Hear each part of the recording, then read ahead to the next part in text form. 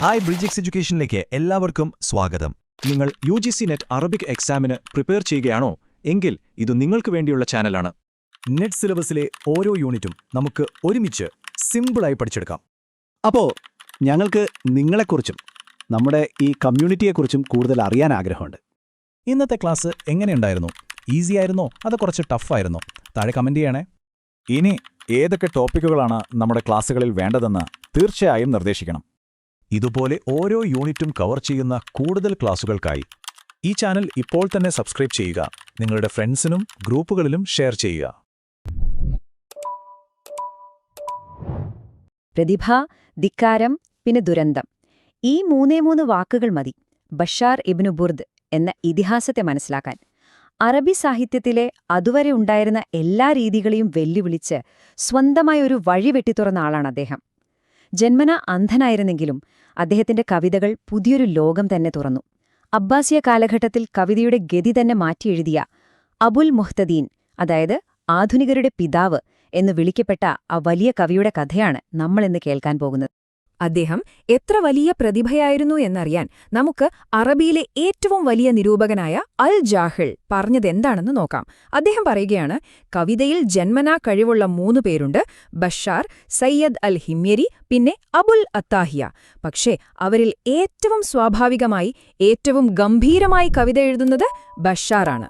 ഒന്നോർത്തു നോക്കൂ, അൽ ജാഹിളിനെ പോലൊരാൾ ഇങ്ങനെ പറയുമ്പോൾ അറബിക് കവിതയിൽ ബഷാർ ഇബ്നു ബുർദിന്റെ സ്ഥാനം എവിടെയായിരിക്കുമെന്ന്. അപ്പോ ആരായിരുന്നു ഈ ബഷാർ ഇബ്നു ബുർദ്? എന്തായിരുന്നു അദ്ദേഹത്തിന്റെ കഥ? നമുക്ക് അദ്ദേഹത്തിന്റെ ജീവിതത്തിലേക്ക് ഒന്നിറങ്ങിച്ചെല്ലാം. അദ്ദേഹത്തിന്റെ മുഴുവൻ പേര് ബഷാർ ഇബ്നു ബുർദ് ഇബ്നു യർജൂഖ് എൽ ഉഖൈലി. പക്ഷേ പേരിൽ അറബി ഗോത്രത്തിന്റെ പേരുണ്ടെങ്കിലും അദ്ദേഹം ഒരറബിയായിരുന്നില്ല. ശരിക്കും പറഞ്ഞാൽ ഒരു പേർഷ്യൻ വംശജനായിരുന്നു. തുഖരീസ്ഥാനിൽ നിന്നുള്ള ഒരടിമയുടെ മകൻ. അദ്ദേഹത്തെ അബൂ മുആദ് എന്നും വിളിക്കാറുണ്ടായിരുന്നു. ഇനി അദ്ദേഹത്തിന്റെ രൂപത്തെക്കുറിച്ച് കേൾക്കണം. ഒരു ഭീമാകാരമായ ശരീരം, ജന്മനാ കാഴ്ചയില്ല, പോരാത്തതിനു മുഖം നിറയെ വസൂരിക്കലകളും. പുറമേ നിന്ന് കാണുന്ന ഈ രൂപവും അദ്ദേഹത്തിന്റെ ഉള്ളിലെ ആ അതുല്യമായ കവിത്വവും തമ്മിൽ ആലോചിച്ചു നോക്കും എന്തുമാത്രം വ്യത്യാസമുണ്ടായിരുന്നു എന്ന്. അപ്പൊ ചോദ്യം ഇതാണ്: പേർഷ്യൻ പാരമ്പര്യമുള്ള ഒരു അടിമയുടെ മകനായി ജനിച്ച ഒരാള് എങ്ങനെയാണ് അറബിയിലെ എക്കാലത്തെയും വലിയ കവികളിൽ ഒരാളായി മാറിയത്? നമുക്ക് അദ്ദേഹത്തിന്റെ ചെറുപ്പകാലം ഒന്ന് നോക്കാം. അവിടെ തന്നെ തുടങ്ങുന്നുണ്ട് അത്ഭുതം. ഇത് കേട്ടാൽ ചിലപ്പോ വിശ്വസിക്കാൻ കുറച്ച് പ്രയാസമുണ്ടാകും. അദ്ദേഹം കവിത എഴുതി തുടങ്ങിയത് തന്റെ 10ാമത്തെ വയസ്സിലാണ്. വെറും 10 വയസ്സിൽ ഒരു ചൈൽഡ് പ്രോഡിജി എന്നൊക്കെ പറയില്ലേ, അത് തന്നെ. ആ ചെറുപ്രായത്തിൽ തന്നെ ഭാഷയിലും ഭാവനയിലുമൊക്കെ അസാമാന്യമായൊരു കഴിവ് അദ്ദേഹം കാണിച്ചു തുടങ്ങി. അദ്ദേഹത്തിന്റെ ആത്മവിശ്വാസവും ധൈര്യവും എത്രത്തോളം ഉണ്ടായിരുന്നു എന്നറിയാൻ ഒരു സംഭവം പറയാം. ചെറിയ കുട്ടിയായിരിക്കുമ്പോൾ അദ്ദേഹം ഒരു കവിത എഴുതി. ആർക്കെതിരാണെന്നോ? ആ കാലത്തെ ഏറ്റവും വലിയ കവിയായ ജരീറിനെതിരെ ഒരു ആക്ഷേപഹാസ്യ കവിത. പിന്നീട് ബഷാർ തന്നെ ഇതിനെപ്പറ്റി പറയുന്നുണ്ട്, ഞാൻ ജരീറിനെ കളിയാക്കി കവിത എഴുതി, പക്ഷെ ഒരു ചെറിയ കുട്ടിയല്ലേ എന്ന് കരുതി അദ്ദേഹം എന്നെ അമ്മ അവഗണിച്ചു. അന്ന് അദ്ദേഹം എന്റെ കവിതയ്ക്കൊരു മറുപടി തന്നിരുന്നെങ്കിൽ ഞാൻ അന്നെ ലോകത്തിലെ ഏറ്റവും വലിയ കവിയായി മാറുമായിരുന്നു. കേട്ടില്ലേ ആ വാക്കുകളിലെ ആ ഒരു തീ, അതും ഒരു കുട്ടിയുടെ വായിൽ നിന്ന്. അങ്ങനെ ബസ്രയിലെ തെരുവുകളിൽ നിന്ന് തുടങ്ങിയ ആ പ്രശസ്തി ബഗ്ദാദിലെ ഖലീഫയുടെ കൊട്ടാരം വരെ എത്തി. പക്ഷേ പ്രശസ്തി വന്നത് ഒറ്റയ്ക്കല്ല, കൂടെ വിവാദങ്ങളെയും കൊണ്ടാണ്. എന്തുകൊണ്ടാണ് അദ്ദേഹത്തിന്റെ കവിതകൾ ഒരേ സമയം ഇത്രയധികം ആളുകളെ ആകർഷിച്ചതും അതേസമയം പലരെയും ചൊടിപ്പിച്ചതും? എന്തായിരുന്നു അതിലെ ആ അപകടം? ഇതാണ് ഒരുപക്ഷേ അറബി സാഹിത്യത്തിന് അദ്ദേഹം നൽകിയ ഏറ്റവും വലിയ സംഭാവന. നോക്കൂ, അക്കാലത്ത് അറബി കവിതയ്ക്ക് പ്രധാനമായും 2 മുഖങ്ങളായിരുന്നു. ഒന്ന് ജസാലത്തുൽ ബദൗ, അതായത് ആ മരുഭൂമിയിലെ ബദവികളുടെ പരുക്കൻ ശക്തമായ ശൈലി. രണ്ടാമത്തേത് റിക്കത്തുൽ ഹദർ, നഗരങ്ങളിലെ ജീവിതം പോലെ തന്നെ വളരെ ലോലമായ പ്രണയം നിറഞ്ഞ ഭാവനകൾ. ബഷാർ എന്താ ചെയ്തതെന്നോ? അതുവരെ ആരും ചിന്തിക്കാത്തൊരു കാര്യം ചെയ്തു.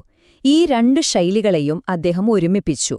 പാരമ്പര്യത്തിന്റെ ആ കരുത്തും പുതിയ കാലത്തിന്റെ ആ സൗന്ദര്യവും രണ്ടും അദ്ദേഹത്തിന്റെ കവിതയിൽ ഒന്നായി മാറി.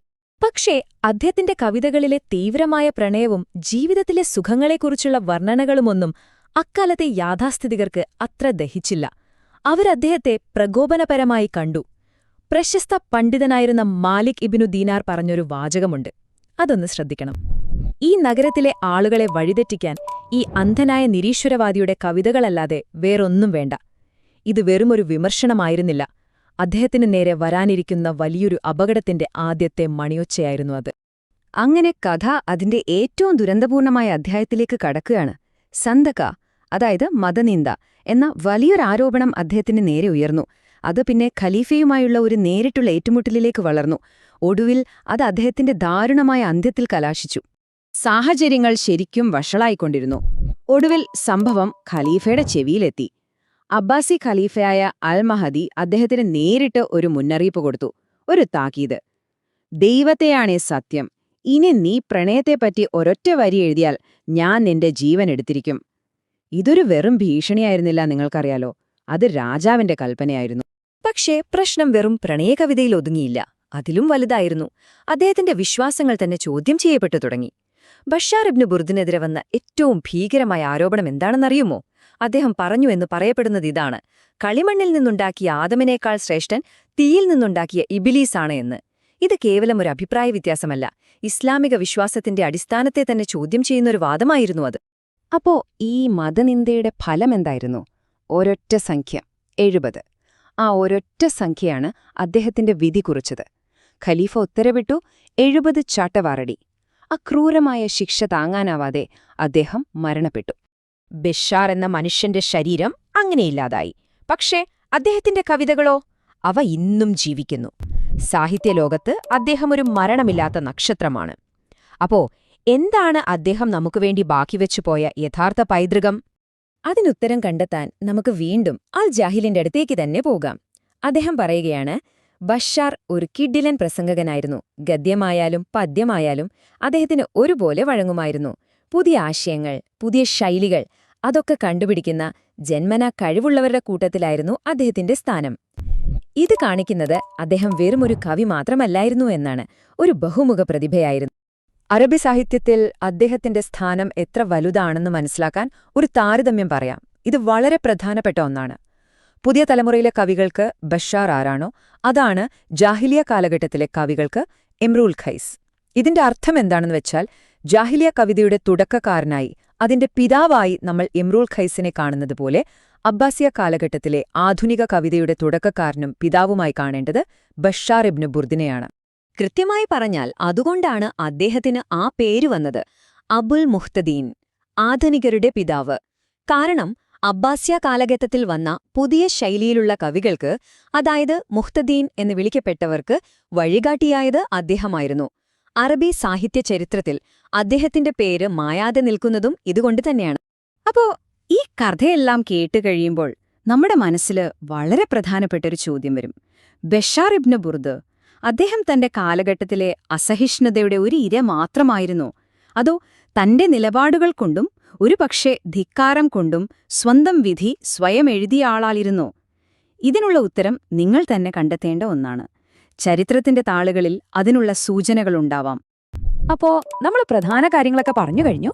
ഇനി അടുത്ത സ്റ്റെപ്പ് എന്താണെന്ന് നോക്കിയാലോ? ഈ വിഷയത്തിലെ മെയിൻ പോയിന്റ്സ് ഒക്കെ നിങ്ങൾക്ക് ക്ലിയർ ആയിട്ടുണ്ടാകും, അല്ലേ? അപ്പോ ഏറ്റവും പ്രധാനപ്പെട്ട ചോദ്യം ഇതാണ്: ഇനി എങ്ങനെ പഠനം മുന്നോട്ട് കൊണ്ടുപോകും? നിങ്ങളുടെ പഠനത്തിന് ഒരു മുതൽക്കൂട്ടാകാൻ പറ്റിയ ഒരു വഴിയുണ്ട്. അതാണ് ബ്രിഡ്ജ് 6 എഡ്യൂക്കേഷന്റെ ഈ പുതിയ പ്രിന്റഡ് ബുക്ക്. ഈ ബുക്കിനെ സ്പെഷ്യൽ ആക്കുന്നത് ഇതിന്റെ ഉള്ളടക്കം തന്നെയാണ്. നമ്മുടെ ഓരോ ക്ലാസ്സിലെയും പോയിന്റ്സും കഴിഞ്ഞ 5 വർഷത്തെ നെറ്റ് എക്സാം ക്വസ്റ്റ്യൻസും ഇതിലുണ്ട്. ഈ ബുക്കിന്റെ ഒരു കോപ്പി ഓർഡർ ചെയ്യാൻ വളരെ എളുപ്പമാണ്. ഓർഡർ ചെയ്യാൻ താഴെ കമന്റ് ബോക്സിൽ നിങ്ങളുടെ ഫോൺ നമ്പറും അഡ്രസ്സും കൊടുത്താൽ മതി. നിങ്ങളുടെ വിജയത്തിലേക്കുള്ള യാത്രയിലെ ഈ പുസ്തകം ഒരു വലിയ സഹായമാകട്ടെ. നിങ്ങളുടെ പഠനത്തിനും ശോഭനമായ ഭാവിക്കും എന്റെ എല്ലാവിധ ആശംസകളും. അപ്പോ അടുത്തൊരു വിഷയവുമായി നമുക്ക് വീണ്ടും കാണാം. Thank you.